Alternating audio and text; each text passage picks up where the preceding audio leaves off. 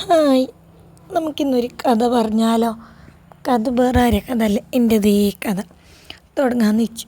അങ്ങനെ 1998 1998 ഫെബ്രുവരി 11 അങ്ങനെ ഞാനെന്ന മഹാ അത്ഭുതം സംഭവിച്ചു എന്നല്ല, ലോകം കണ്ടു.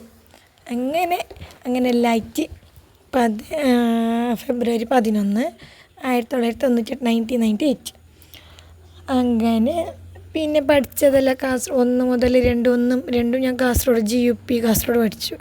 ആ സമയത്ത് എൻ്റെ അമ്മ ടൈലറിങ് ആയിട്ട് കാസർഗോഡ് പോകുന്നുണ്ട്. അങ്ങനെ പഠിച്ചു. പിന്നെ അവിടുന്ന് മാറ്റിയിട്ട് ബർത്തലാമി ബേള സ്കൂളിൽ കോൺവെൻറ്റ് സ്കൂളുണ്ട് നമ്മുടെ നാട്ടിലന്ന്. അവിടെ പഠിച്ചു 3 തൊട്ട് 7th വരെ. അത് കഴിഞ്ഞ് അതിൻ്റെ അടുത്തുനിന്നൊരു ചർച്ച് സ്കൂളുണ്ട്, സെയിൻറ്റ് മേരീസ്, അവിടെ പഠിച്ചു.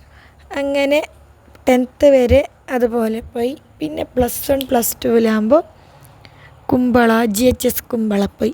ആ സമയത്താണ് ഞാൻ എൻ്റെ മിസ്റ്റർ ഹസ്ബൻഡ് മീൻസ് ലവ് അപ്പോൾ തുടങ്ങിയത്. അങ്ങനെ ലവെല്ലായി, അതെല്ലാം വേറെ സംഗതി, പിന്നെ എനിക്ക് പറയാം. അങ്ങനെ ആയിട്ട് ഇടയിൽ +2 അപ്പോൾ നമുക്ക് സെയിൻറ്റ് മേരീസ്, നമുക്ക് പൊതുവെ ക്രിസ്ത്യൻ സ്കൂളിലെല്ലാം പഠിച്ചാൽ ഒരു സ്ട്രിക്റ്റ് എല്ലാം ഉണ്ടാവും.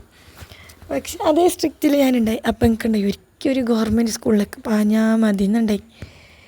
ഗവൺമെൻറ് സ്കൂളിലൊക്കെ പോയിട്ടാകുമ്പോൾ അത്ര ടൈം സ്ട്രിക്റ്റിലുണ്ടായിട്ട് പെട്ടെന്ന് ഒരു ദിവസം ഫ്രീ ആയിട്ട് കിട്ടുമ്പോൾ എന്തപ്പോൾ ഒരാഴ്ച ഓക്കെ തോന്നി. പിന്നെ എനിക്കെന്തോ ഒരിതായി. എന്നാൽ പിന്നെ അഡ്ജസ്റ്റ് ആയിട്ട് വന്നു. അവിടെ കുറേ ഫ്രണ്ട്സ് എല്ലാം ആയിട്ട് ഒരു സെറ്റ് ആയിട്ടുണ്ടായി. അപ്പോഴത്തേക്കും ഞങ്ങൾ ഈ ബസ്സിൽ പോകുന്നത് വരുന്നത് ആയതുകൊണ്ട് ലവ് ഇഷ്യൂ എല്ലാം ആയി. പിന്നെ +2 എല്ലാം കഴിഞ്ഞ് +2 കഴിയുമ്പോഴത്തേക്ക് ലവ് മീൻസ് ജോറായി എന്നറിഞ്ഞില്ലേ ഇഷ്യൂ. അങ്ങനെ കുറേ പ്രശ്നം +2 കഴിയുമ്പോൾ +2 കഴിഞ്ഞിട്ട് അങ്ങനെ കുറേ ഇഷ്യൂ എല്ലാം ആയി. പിന്നെ +2 കഴിഞ്ഞിട്ട് TTCക്ക് പോകാൻ തുടങ്ങി. എന്തുകൊണ്ട് ഡിഗ്രിക്ക് പോയാൽ പിന്നെ ഈ ലവിൻ്റെ ഇതാവും. അങ്ങനെ അറിഞ്ഞിട്ട് എൻ്റെ TTC കിട്ടും. മീൻസ് അവിടെ കുറേ പഠിക്കാനെല്ലാം ഉണ്ടാവും.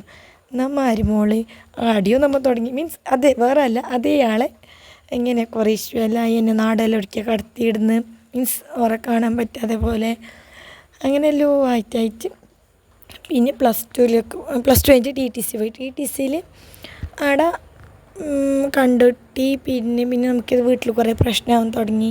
പിന്നെ ചില നാട്ടിലത്തെ CC ക്യാമറമാരുണ്ടല്ലോ, വീട്ടിൽ വന്നിട്ട് വെറുതെ ഒന്ന് പറഞ്ഞു കൊടുക്കാൻ തുടങ്ങി. അങ്ങനെയെല്ലാം പിന്നെ വീട്ടിൽ വെറുതെ പ്രശ്നമാവാൻ തുടങ്ങി. അങ്ങനെയെല്ലാം ആയിട്ട് ഒരു മാർച്ച് 25 2016 ഒരു ഒളിച്ചോട്ടം നടന്നു. അതായത് ഞങ്ങൾ കല്യാണം നടന്നു. ബാക്കി അടുത്ത വീഡിയോ.